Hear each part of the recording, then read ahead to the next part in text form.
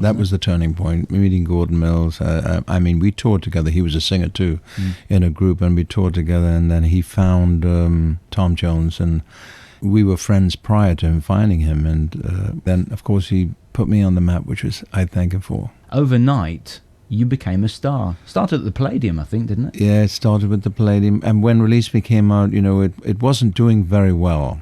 Then all of a sudden, an opening came in that I could do the Palladium. I went on, I did it, and the very next day it started selling like 80,000 a day.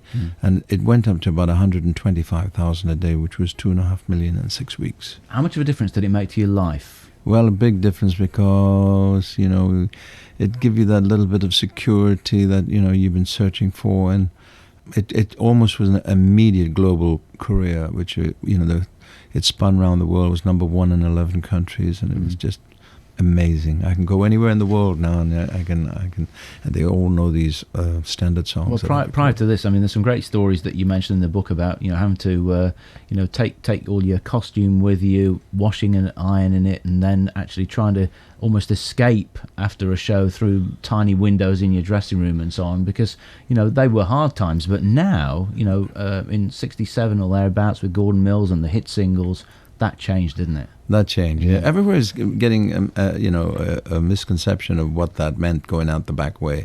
The mere fact I went out the back way, I couldn't afford to buy anybody a drink who bought me on the way out. That was it. And they turned it around like I was being a snob, and I didn't want to mix with the public. Wrong. You were quite a shy person, weren't you? Yeah, basically I am still very shy. I mean, I think the only time I really lose my inhibitions is when I walk on stage and become the other person. I mean, no singing lessons, self-taught. The voice is a natural talent, isn't it? Thank God. Yeah. Because I mean, I didn't know I had this instrument inside my throat until I was nearly 17, 18. I just lost track of all the famous names that you've worked with, that you've met and become friends with. Elvis and Dean Martin. Yes.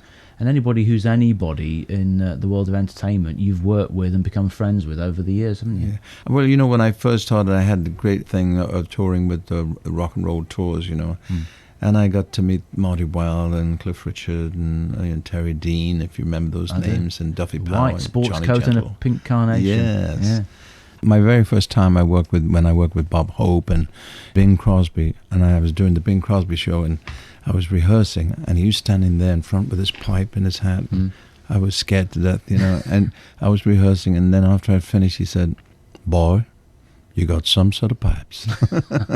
Once you started to break through in the States, there was no looking back, was there? I learned a lot from Elvis. I really did, by watching his show, and I found out that he never took his image seriously, which was very important too, I think. And I learned that from him, and I don't take mine seriously either. No. You know, but didn't he pinch your sideboards? He certainly did, and I told him so. But you know, he put his on in 72, and I had mine on in 67. And then, of course, the world followed with sideburns. What did he say when you said, you know, hang on a minute, Elvis, you pinched my sideboard? He said, "Well, if it looks good on you, it's going to look good on me."